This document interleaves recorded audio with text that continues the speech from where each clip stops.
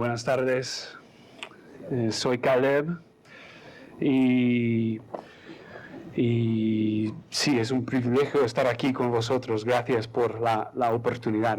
Sí, es un privilegio estar aquí invitado una vez, pero es un honor estar invitado la segunda vez. Así que gracias, Peter, y a vosotros por la oportunidad de compartir con vosotros la palabra de Dios. Para los que no me conocen, soy Caleb, soy de los Estados Unidos originalmente, llevo 3 años y medio aquí con mi familia, que todas están enfermas hoy y anoche y ayer, pero llegamos un poco más de 3 años aquí y queremos ver una iglesia plantada en el centro, muy cerca del centro de Madrid. Y Dios mediante estaremos planteando el año que viene, en los principios del año que viene allí. Así que podéis orar por nosotros en esta obra. Bueno, hoy es domingo de Ramos, ¿no? Es el principio de la Semana Santa. Así que vamos empezando a reflejar un poquito en la última semana de Jesús. Y todo empezó el domingo de Ramos y vamos a estudiar un texto que nos cuenta la historia de la entrada triunfal de Jesús a Jerusalén. Y así que estaremos en Mateo 21, en los primeros 11 versículos. Os invito a acompañarme en Mateo 21, 1 a 11. Dice la palabra de Dios: cuando próximos a Jerusalén, llegaron a Betfagé, junto al monte de los olivos. Jesús dijo a 2 discípulos: id a la aldea que está enfrente de vosotros, y enseguida hallaréis una asna atada y un pollino con ella. Desatadla y traédmelos. Y si alguien os dice algo, respondedle: el Señor los necesita, pero luego los devolverá. Todo esto aconteció para que se cumpliera lo que dijo el profeta: decid a la hija de Sión, mira que tu rey viene a ti, manso y sentado sobre un asno, sobre un pollino, hijo de animal de carga. Entonces los discípulos fueron e hicieron como Jesús les había mandado. Trajeron el asna y el pollino, pusieron sobre ellos sus mantos y él se sentó encima. Una gran multitud desplegaba sus mantos en el camino, otros cortaban ramas de los árboles y las tendían a su paso. Y la gente que iba delante y la que iba detrás le aclamaba diciendo: Hosana al Hijo de David, bendito el que viene en el nombre del Señor, Hosana en las alturas. Cuando Jesús entró en Jerusalén, hubo gran agitación en la ciudad. Unos preguntaban: ¿quién es este? Y otros respondían: este es Jesús, el profeta, el de Nazaret, de Galilea. Vamos a orar. Señor, te damos gracias por tu palabra, te damos gracias porque podemos estudiarla y no solo estudiarla, pero ser cambiados por medio de tu palabra, porque en la palabra encontramos a Jesús, encontramos a vida nueva en Él, y te pedimos que nos ayudes en estudiar tu palabra hoy y vivir vidas de obediencia y fe en ti. Ayúdanos en el nombre de Jesús. Amén. Bueno, versículo 10 dice: ¿quién es este? Es la pregunta que hacía la gente en Jerusalén, y es una pregunta que todos los evangelios quieren responder, y es nuestra pregunta esta tarde. La pregunta es: ¿quién es este? Es una pregunta muy grande, muy importante. Todos nosotros como seres humanos, como cristianos en particular, tenemos que responder a esta pregunta. ¿Quién es este? ¿Quién es Jesús? Y es una de las preguntas más importantes de todo el mundo. Y una y otra vez tenemos que volver a esta pregunta: ¿quién es este? Vamos a responder a esta pregunta en tres maneras hoy. Dos del texto y uno del contexto de que vemos en general de la vida de Jesús. Pero primero quiero que veamos que este es Jesús el Rey. ¿Quién es este? Es Jesús el Rey. Jesús sabía por qué iba a Jerusalén. De hecho, acaba de decir en capítulo 20, Jesús decía: ahora subimos a Jerusalén. Allí el Hijo del Hombre será entregado a los principales sacerdotes y a los escribas. Lo condenarán a muerte y lo entregarán a los gentiles para que se burlen de él, lo azoten y lo crucifiquen. Pero al tercer día resucitará. Jesús iba a Jerusalén para morir y luego resucitar. Jesús iba a Jerusalén para ser servidor de todo el mundo, pero a la vez quería que la gente sabía algo sobre quién es. Y cuando se prepara para entrar a la ciudad, dice a dos discípulos que iban y buscan una burra y su pollino.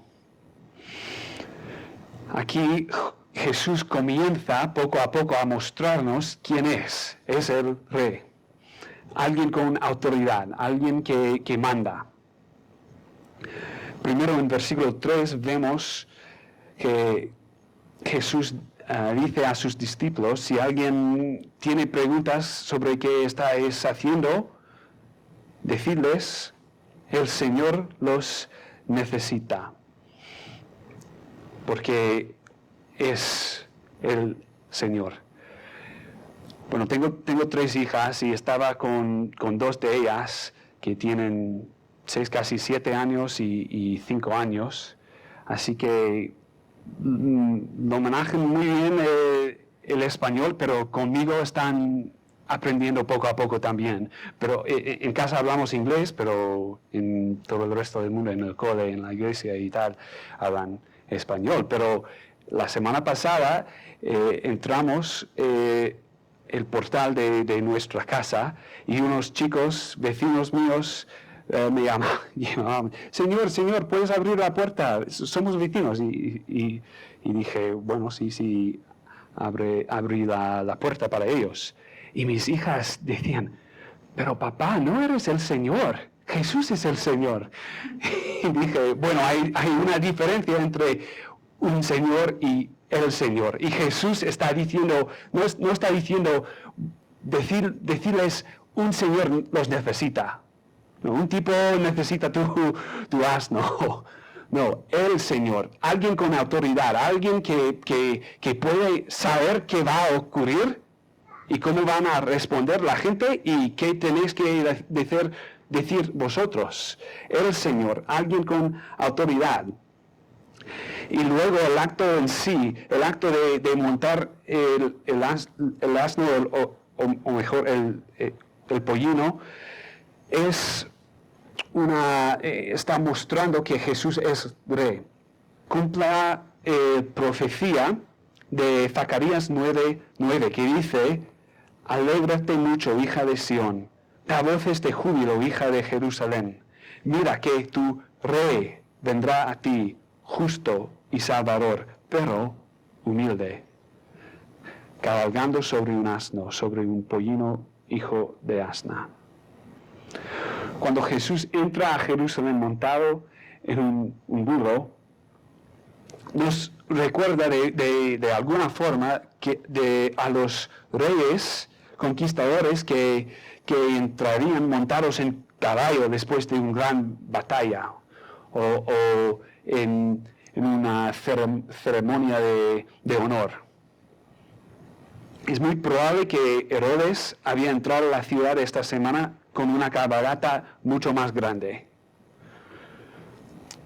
Jesús también está cabalgando hacia la ciudad capital en el texto de hoy, pero en una manera distinta. Está montado no en un caballo, sino en un burro. Y Jesús preparó esto de antemano, lo vemos en versículos 2 y 3, porque quería que la gente viera algo, que su reino es humilde, su reino es diferente. Es un reino donde el que es más grande puede ser servidor de todos. Es un reino al revés.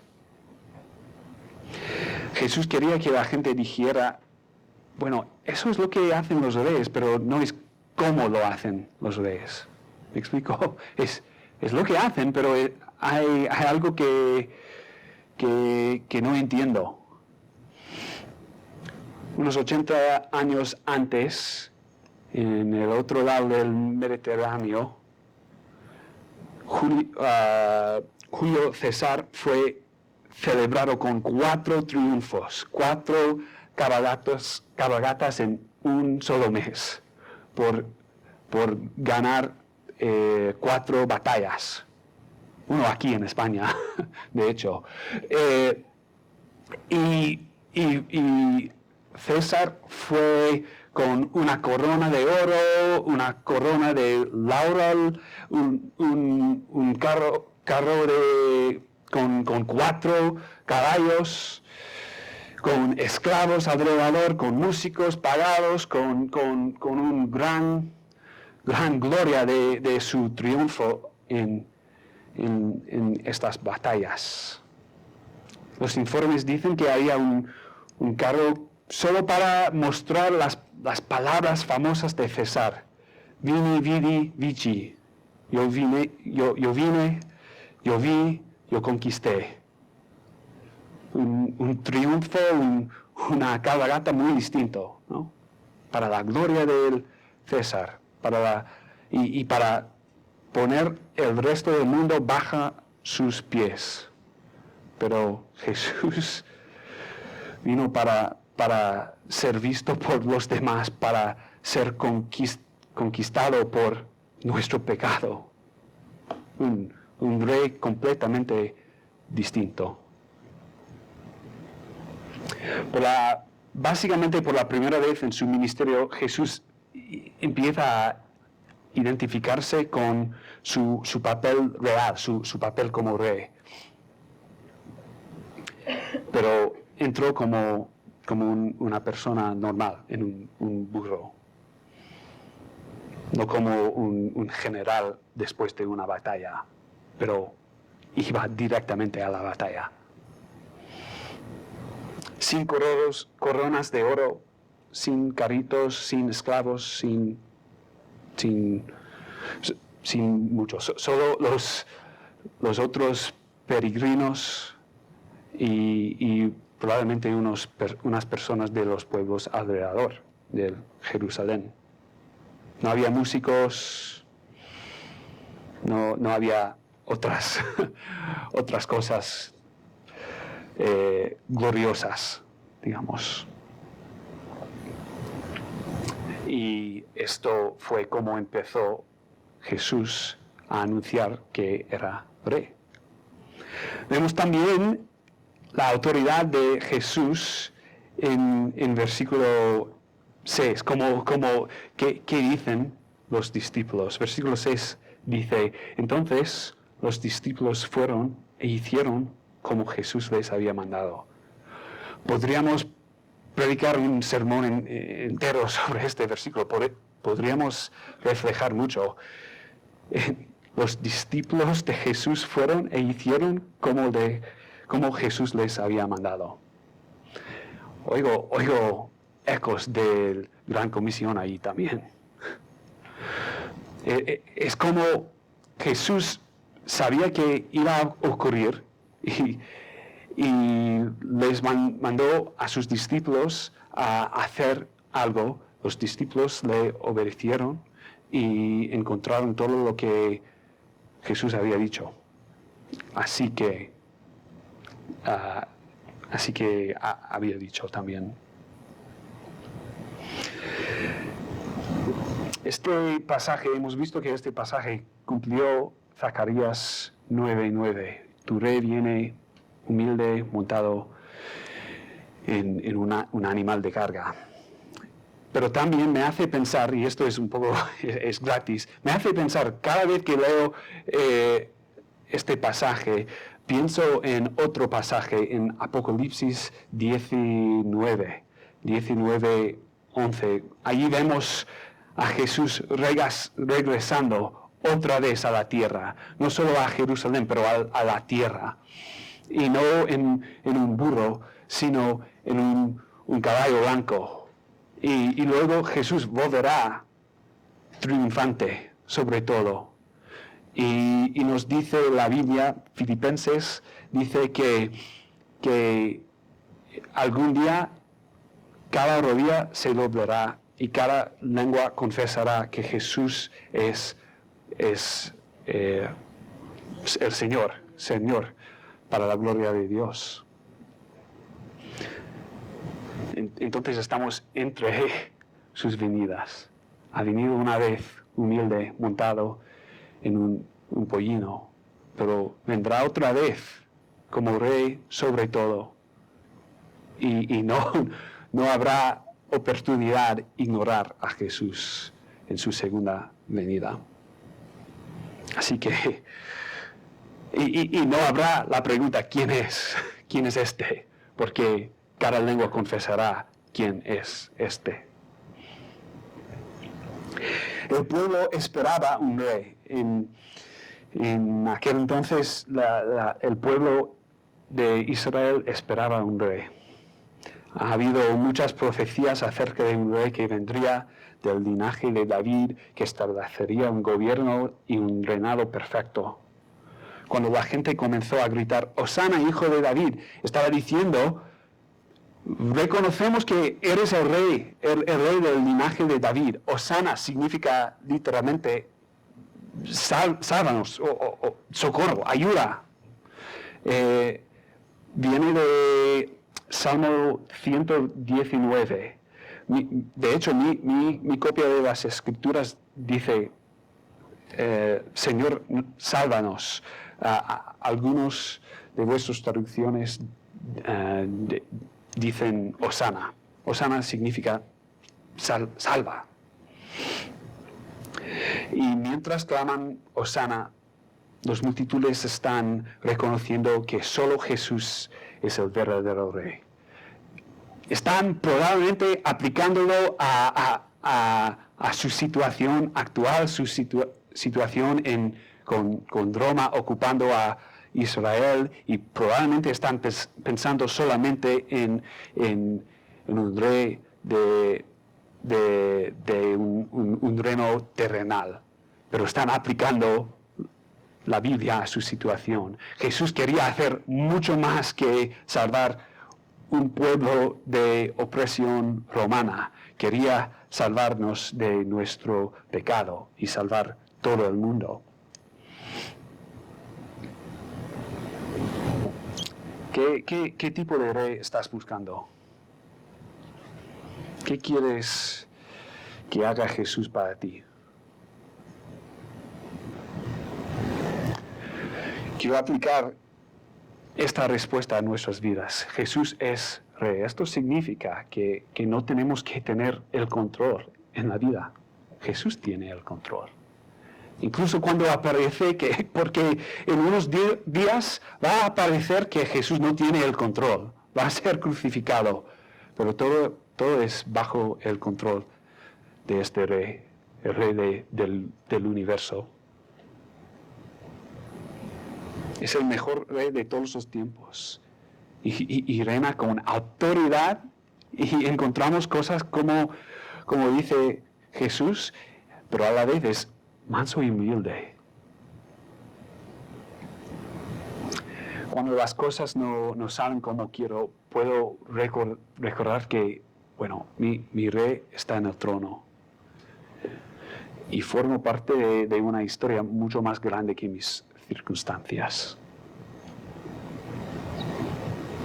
Pero quiero profundizar la aplicación un poquito más. Para mí, lucho con ansiedad un poquito. Cuando cosas no van como quiero, puedo preocuparme un poquito. No sé, puede ser que solo yo lucho con esto, pero no, otros. Bueno, para mí, cuando empiezo a sentirme ansioso por una conversación que tengo que hacer puede ser con mi jefe, por ejemplo, puedo empezar a pensar que mi jefe es el rey de mi vida. Así que si mi jefe es el rey de mi vida, muchas cosas pueden salir mal. Entonces, ¿qué pienso? Bueno, debería ser yo el rey de mi vida. Y muchas más cosas pueden ir súper malos. Intento a controlar cosas. O con mi esposa, con mis hijas. Cuando quiero que algo pase que no pasa como quiero, puedo luchar para el control. Pero si Jesús es el verdadero rey de mi vida, puedo entregar mis preocupaciones a Él y reconocer que, como acabo de decir, formo parte de una historia mucho más grande. He sido rescatado de mis pecados por mi rey humilde.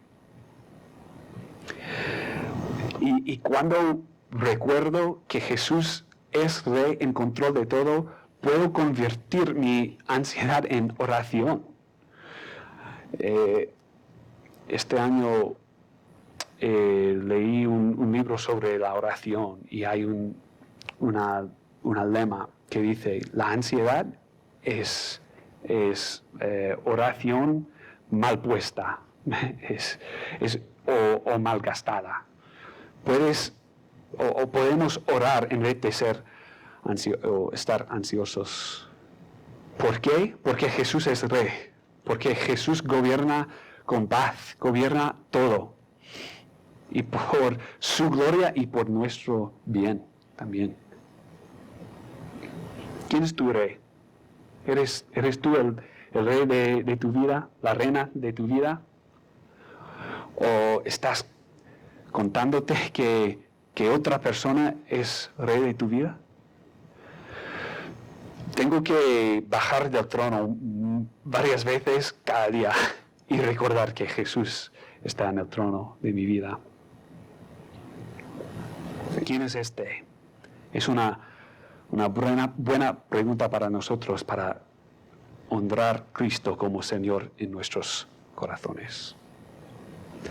En segundo lugar, vemos que Jesús no solo es rey, sino también es profeta. Es la respuesta más inmediata aquí, en versículo 11. Otros de las multitudes, los multitudes respondían: este es Jesús, el profeta. ¿Quién es este? Es el profeta. Bueno, puede ser que algunos intentaban a disminuir la identidad de Jesús, o no sabemos exactamente. Pero lo que sí veo aquí en versículo 10 es que dice: hubo gran agitación. Algunos de vuestras traducciones pueden decir que la gente temblaba. Es la palabra que usan para describir qué pasa en la tierra cuando hay un terremoto. La gente temblaba, como, ¿qué está pasando? Este no es un profeta normal y corriente.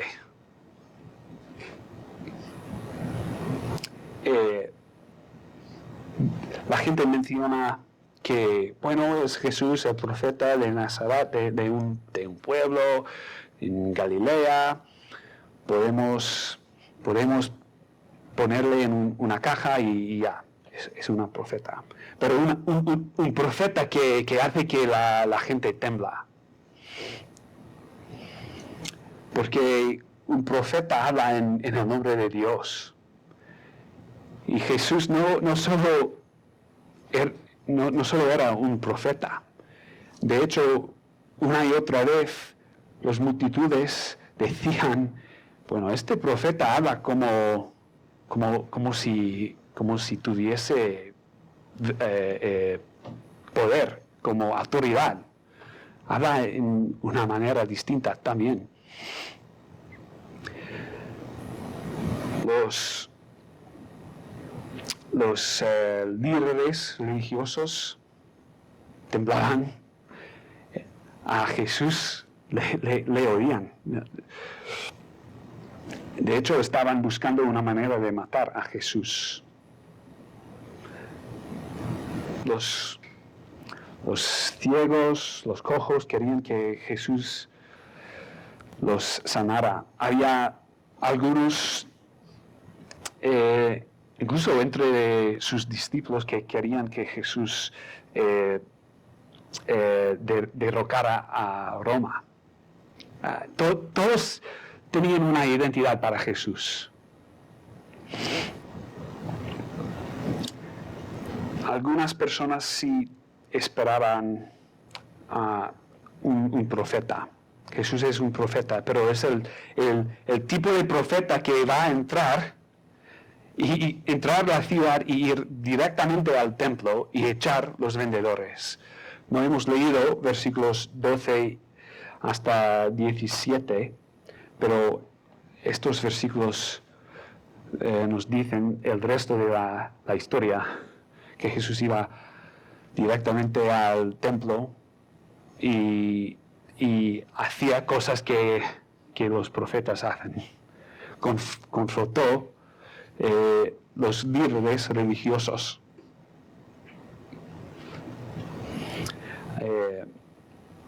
A lo largo de los evangelios vemos a Jesús actuando como profeta.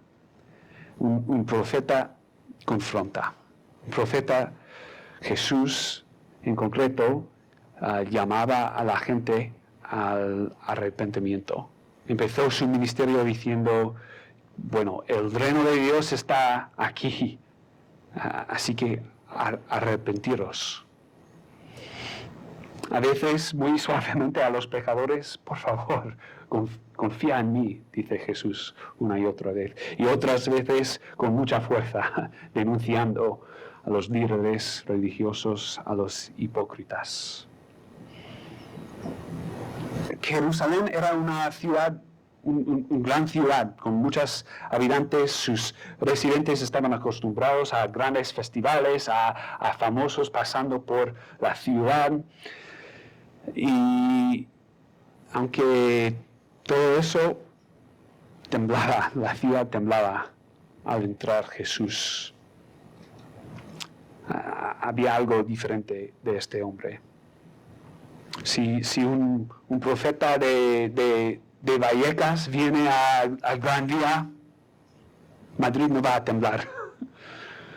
Pero si alguien con poder, con autoridad, que todo el mundo quiere asignar una identidad a esta persona, si él viene y la ciudad empieza a reconocer, Jesús va a confrontar a mí, podemos ver por qué la gente temblaba.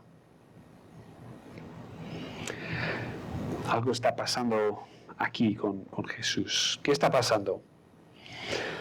Bueno, este es el profeta que del que Dios ha estado hablando durante siglos y siglos y siglos. Aunque no vemos que las multitudes necesariamente reconozcan el significado de esto, sabemos nosotros que Jesús es el profeta del que habló Moisés, por ejemplo, en Deuteronomio 18. que dice, un profeta como yo, Moisés dice, un profeta como yo te levantará el Señor, tu Dios, de en medio de ti, de tus hermanos. A él oiréis. Un profeta como tú les levantaré en medio de tus hermanos. Pondré mis palabras en su boca y él les dirá todo lo que yo le mandé. ¿Quién es este? El profeta de entre vosotros, de Nazaret, de Galilea. Y vemos aquí, ¿quién es este? Estamos viendo otras, como estamos viendo que Jesús es complejo. No es solo eso con autoridad, sino también es un profeta que habla por Dios, bajo la autoridad de Dios. Las palabras que habla Jesús son las palabras de Dios. Jesús no solo es en autoridad, sino también es bajo el control y reino de Dios su Padre. Es un profeta que habla la verdadera palabra de Dios. Así que podemos confiar en sus palabras, podemos confiar en Jesús. Y podemos dejar que nos desafíe a nosotros mismos. Cuando leo los evangelios siempre encuentro algo que me desafía. Siempre hay algo que realmente dijo esto Jesús. A veces es una cosa y otras veces es otra cosa. Pero Jesús siempre quiere encontrarme en mi pecado, echar los vendadores de mi corazón. Sabes que ahora somos templo de Dios y hay algo que Jesús quiere echar de nuestras vidas. Siempre algo. Solo Él tiene las palabras de vida. Bueno, ayer intentaba escribir unas aplicaciones a este sermón y una de mis hijas se encontró muy enferma y tuve que dejar de escribir y ayudarle una vez. Ok, y volvió a escribir. Y otra vez tuve que dejar de... Y otra, y como el décima vez no le ayudaba con misericordia, como Jesús, como de verdad, otra vez, y Jesús me encontró y me dijo, acabamos de leer Salmo 145, donde dice, el Señor es lento a la ira y lleno de misericordia y amor hacia nosotros. Yo, a primera vez, lento a la ira con mis hijas, lleno de misericordia para ellas. Pero la décima vez, como estoy entrando a hacer la obra de Dios.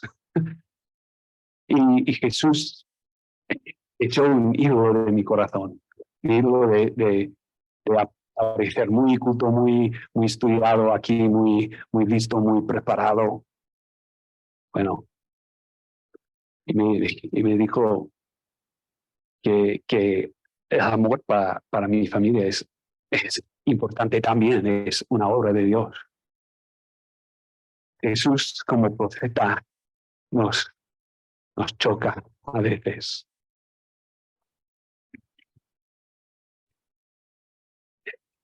Y a veces vemos la gente en los evangelios reconociendo esto. Y estaba pensando en Juan 6, por ejemplo, después de que Jesús alimenta a la multitud de 5,000 hombres, la gente reconoce a Jesús como profeta. Juan 6:14, aquella gente, habiendo visto la señal que Jesús hizo, decía, verdaderamente este es el profeta que había de venir al mundo. Y Jesús, dándose cuenta de que pretendían llevárselo para proclamarlo rey, se retiró de nuevo al monte él solo. Y vemos aquí que la gente reconocía a Jesús como profeta y quería hacerle rey, pero Jesús se retiró. ¿Por qué? Porque Jesús tuvo una misión. No solo viene Jesús como rey y viene como profeta, sino también viene como sacerdote. Viene como sacerdote. ¿Quién es este? En tercer lugar, vemos que Jesús es sacerdote. Si un profeta nos habla en el nombre de Dios y habla las palabras de Dios hacia nosotros, un sacerdote le habla a Dios de nuestra parte. Habla en nuestro lugar, ofrece sacrificios en nuestro lugar. Un sacerdote trabaja en el templo ofreciendo sacrificios para el pueblo, restaurando la relación con Dios, restaurando la relación que necesitamos con nuestro Dios. Él enseña, instruye, intercede. Y también, no solo Jesús en el templo, en versículos 12 y siguiente, no solo echa cosas del templo, pero llena el templo. Vemos en otros evangelios que llena el templo con enseñanza, y aquí vemos que llena el templo con, sanando a gente, con alabanza de niños. Jesús está cambiando el templo. Jesús está obrando. Pero esto solo es una foto de lo que Jesús va a hacer en realidad. Porque el Mesías no solo viene como sacerdote, pero viene como el sacrificio. Él es el sacrificio para nosotros. Un humilde servidor que cura lo vemos en Isaías, en el famoso pasaje, que dice, ciertamente llevó él nuestras enfermedades y sufrió nuestros dolores, pero nosotros le tuvimos por azotado, como herido y afligido por Dios. Mas él fue herido por nuestras rebeliones, molido por nuestros pecados. Por darnos la paz, cayó sobre él el castigo, y por sus llagas fuimos nosotros curados. Jesús, en el contexto de la vida de Jesús, vemos que él vino para rescatarnos, para morir, como dice Jesús varias veces en Mateo y lo que vimos al principio de la predicación, que vino para morir por nosotros.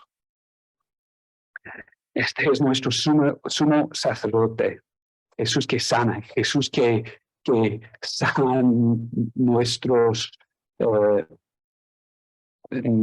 heridos y danos la paz con Dios, muriendo en nuestro lugar.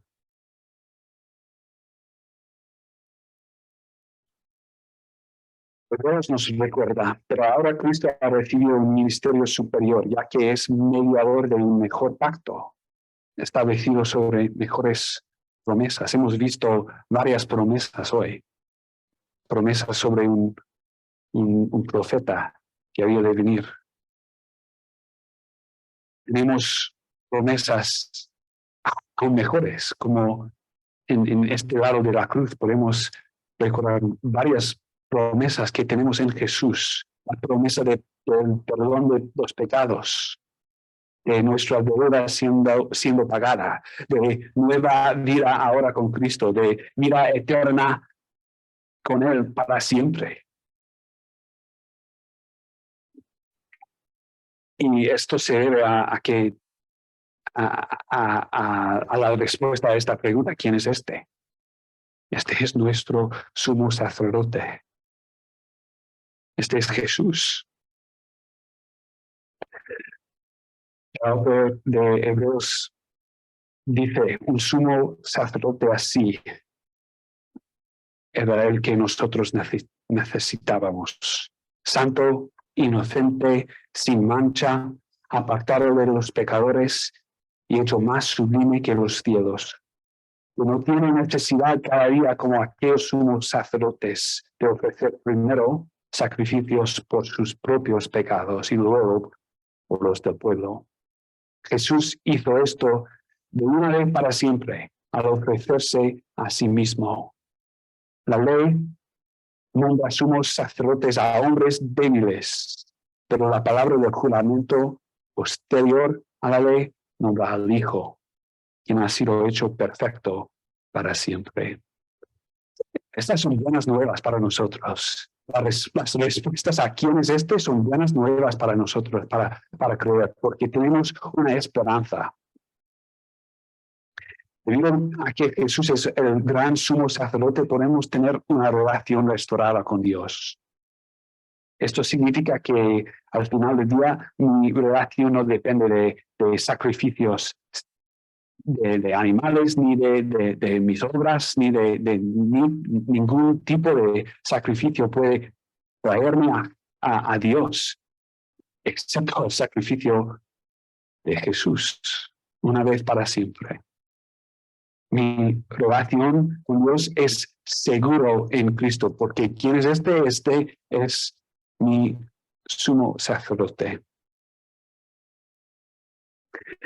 Bueno, hemos preguntado quién es este como 100 veces esta tarde, quién es este.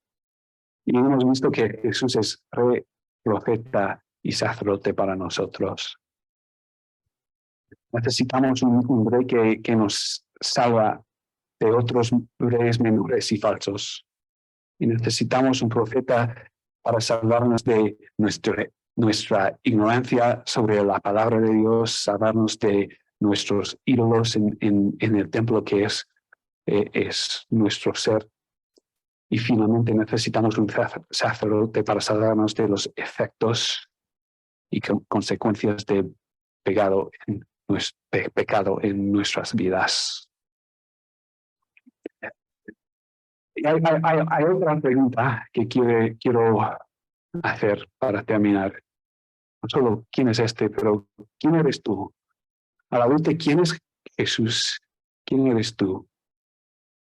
¿Eres un sujeto en su reinado, en el reino de Jesús? Puedes gritar con las multitudes, Hosana, hijo de David, sálvame. No lo puedo hacer por mi propia cuenta. Eres una persona que depende en la obra completa de Jesús, o estás intentando merecer lo que Dios te ofrece gratuitamente en Jesús. ¿Estás tratando de ganarte la aprobación de Dios o estás descansando en nuestro sacerdote? ¿Quién eres tú a la luz de quién es Jesús? Bueno, amigos, quiero terminar animándoles a ver a Jesús, un rey manso y humilde, un profeta fiel y verdadero, un sumo sacerdote gran y lleno de misericordia para nosotros. Vamos a orar. Dios y Padre celestial, te damos gracias porque podemos ver a través de estos testigos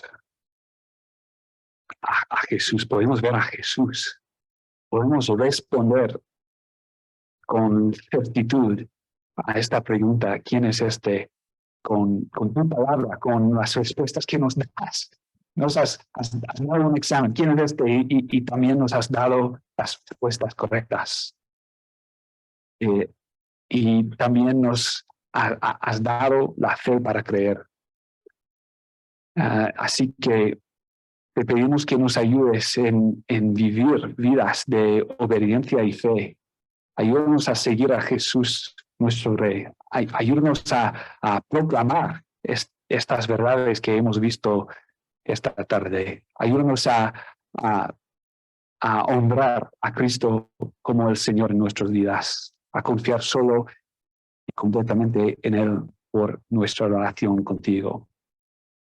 Te damos gracias por esta semana que tenemos adelante para recordar, para pensar en la vida de Jesús entregada por nosotros y su resurrección que nos da vida nueva, vida eterna contigo en Él.